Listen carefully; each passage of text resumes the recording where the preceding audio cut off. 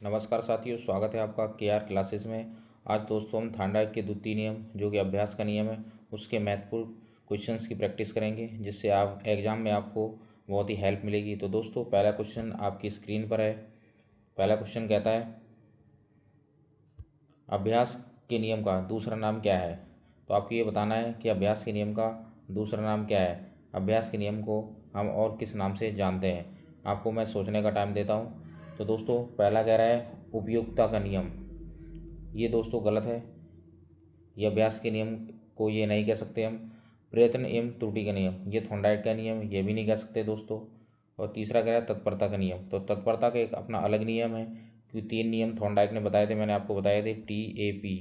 तो इसमें पूछा है कि अभ्यास के नियम को क्या कहते हैं। तो दोस्तों सही आंसर है इसका सी दोस्तों इसका सही आंसर है। उपयोग एवं अनुपयोग का जो नियम है वो अभ्यास का नियम कहलाता है। नेक्स्ट क्वेश्चन दोस्तों आपकी स्क्रीन पर है, जो कि एक शानदार क्वेश्चन है और कई बार इस क्वेश्चन को आप कर चुके हैं, इसलिए आप ज़रूर बता देंगे इसका आंसर। मुझे अच्छे से आभास हो रहा है कि आप ज़रूर इस क्वेश्चन को सॉल्व कर लेंगे। तो दोस्तों इसका क्या आंसर होना चाहिए। अभ्यास के नियमों के अनुसार किस वैज्ञानिक ने अधिगम में प्रमुख भूमिका निभाई है। तो दोस्तों जो अभ्यास का नियम है, सीधी सी बात है, ये आपको बताना है। इसका दोस्तों सही आंसर है बी, थॉर्नडाइक ने अभ्यास के नियम के बारे में बताया। और उसके साथ तत्परता, अभ्यास और प्रभाव के नियम, ये प्रमुख जो थॉर्नडाइक के नियम है जिसको हम TAP से याद रखते हैं, वो थॉर्नडाइक ने बताए हैं। दोस्तों नेक्स्ट क्वेश्चन आपकी स्क्रीन पर है। कह रहा है निम्नलिखित में कौन सा अधिगम का मुख्य नियम नहीं है। अब आपको ये बताना है कि अधिगम का मुख्य नियम कौन सा नहीं है। तो दोस्तों तत्परता का नियम मुख्य नियम है, अभ्यास का नियम भी है, प्रभाव का नियम है, प्रोत्साहन का नियम। ये दोस्तों गलत आंसर है। इसको हम TAP से याद रखते हैं, टैप से। तत्परता का नियम, अभ्यास का नियम और प्रभाव का नियम जो कि थॉर्नडाइक ने दिए थे और इसके मुख्य नियम कहलाते हैं। तो दोस्तों आपको एलिमिनेशन मेथड समझ में आया। इस तरह से एलिमिनेशन किया जाता है जो भी रॉन्ग आंसर होता है। इसलिए आप जितनी ज़्यादा प्रैक्टिस करेंगे, प्रैक्टिस करने से आपके अंदर क्वेश्चंस को सॉल्व करने के मेथड डेवलप होंगे। तो दोस्तों ऐसे ही बेहतरीन क्वेश्चंस के लिए आप हमारे चैनल को सब्सक्राइब जरूर कर लीजिए, जिससे आपको बहुत हेल्प मिलेगी। ये मेरा आपसे वादा है। नेक्स्ट क्वेश्चन दोस्तों आपकी स्क्रीन पर है।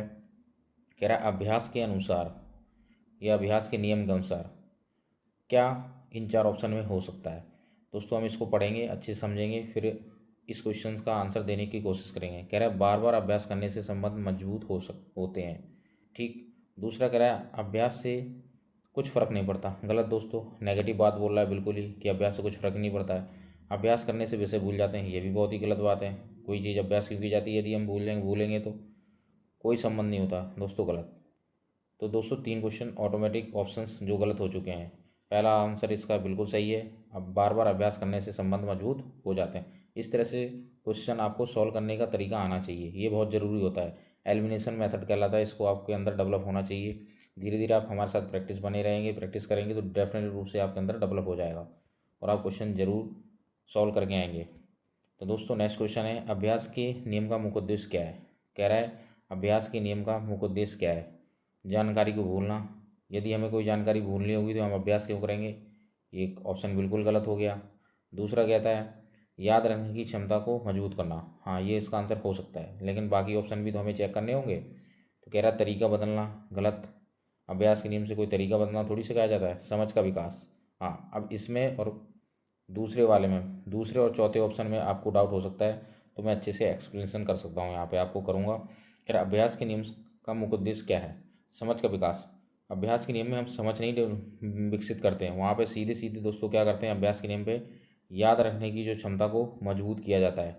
जैसे बचपन में हमें पहाड़े या टेबल याद करने के लिए दी जाती थी, तो वो वहाँ हम समझ थोड़ी डेवलप कर रहे हैं, वो हमारी याद करने की क्षमता को मजबूत किया जा रहा है। इसलिए दोस्तों सही आंसर इसका क्या है, बी। उम्मीद करता हूँ दोस्तों आपको समझ में आया होगा अच्छे से। नेक्स्ट क्वेश्चन दोस्तों आपकी स्क्रीन पर है। कह रहा है अभ्यास के नियम के अनुसार यदि अभ्यास बंद कर दिया जाए तो। कह रहा है अभ्यास के नियम अनुसार यदि अभ्यास बंद कर दिया जाए तो क्या होगा। संबंध मजबूत होंगे। गलत ऑप्शन, एक्सप्लेनेशन बिल्कुल इसका कमज़ोर हो जाते हैं। दोस्तों ये भी गलत है। समान रहते हैं, ये भी गलत है। अधिक हो जाते हैं, ये भी गलत। दोस्तों पहला इसका बिल्कुल सही आंसर है।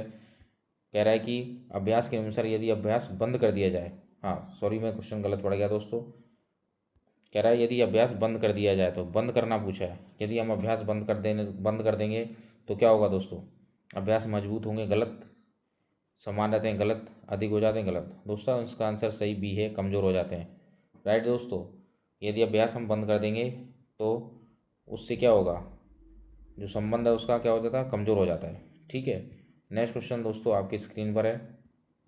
कह रहा है अभ्यास के नियम का व्यवहारिक उदाहरण क्या है? जो अब हम बार बार अभ्यास करते हैं उसका व्यवहारिक उदाहरण क्या है? टीवी देखना गलत, किताब पढ़ना ये भी गलत है, खेलना, तो कोई कह सकता है कि खेलने से भी हमें अभ्यास मजबूत होता है, जैसे क्रिकेटर प्रैक्टिस करते हैं। तो दोस्तों हमारी जो एजुकेशन है वो चाइल्ड सेंटर्ड है, तो हमें बच्चों के ऊपर विशेष अध्ययन करने के लिए मनोविज्ञान में पढ़ा जाता है। तो हम खेलना नहीं कह सकते हैं, क्योंकि बच्चा एक दिन कुछ खेलेगा दूसरे दिन कुछ और खेलेगा, तो उस चीज़ का अभ्यास थोड़ी ना कर रहा है, वो तो प्रक्रिया ही चेंज हो गई। मान लो एक दिन बैडमिंटन खेल रहा है, दूसरे दिन क्रिकेट खेल रहा है, तो वो तो खेलना है, वो अभ्यास थोड़ी, अभ्यास पार्टिकुलर एक चीज़ में होगा। तो कविता का रटना दोस्तों सही आंसर बिल्कुल सही है, कविता को आप बार बार रटेंगे तो ये अभ्यास के नियम का एक व्यवहारिक उदाहरण है।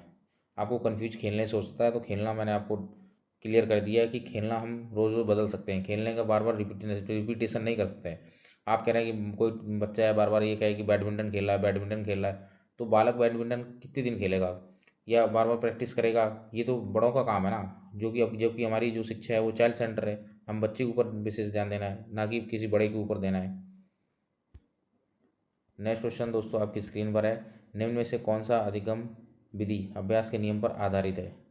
ये एक अच्छा क्वेश्चन है दोस्तों, इसको आपको सोच करके जवाब देना है। कह रहा है निम्न में से कौन सा प्रमुख अधिगम विधि अभ्यास के नियम पर आधारित है? इनमें से चार ऑप्शन कौन अधिगम विधि पर अधिगम की जो अभ्यास विधि उस पर आधारित है?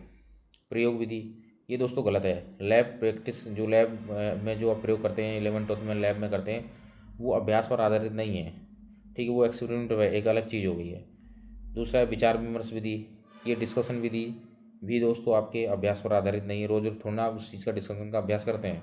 निर्माण विधि दोस्तों ये भी गलत है। सही आंसर है दोस्तों स्मृति विधि। स्मृति विधि में हम कोई चीज़ को बार बार अभ्यास करते हैं, उसको जैसे कोई कविता को बार बार याद करना, वो अभ्यास विधि के अंदर आता है, जो कि स्मृति विधि से संबंधित है।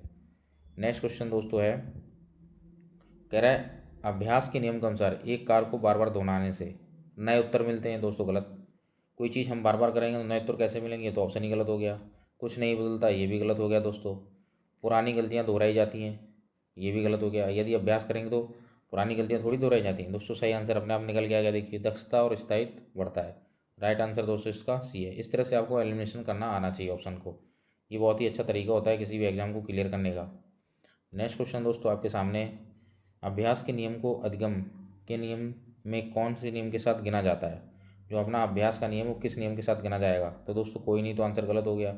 अनुकूलन का नियम, मात्र तत्परता का नियम, तत्परता या प्रभाव का नियम, मात्र तत्परता का नियम गलत हो गया, अनुकूलन का नियम भी गलत हो गया।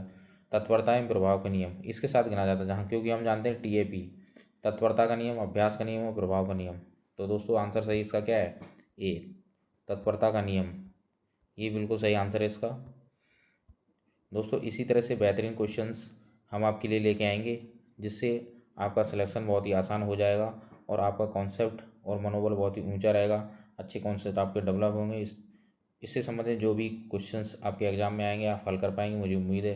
तो दोस्तों बने रहिए, कोई भी वीडियो आपसे मिस ना हो उसके लिए हमारे चैनल को लाइक एंड सब्सक्राइब जरूर कर लीजिए। Thank you so much. जय हिंद, जय भारत।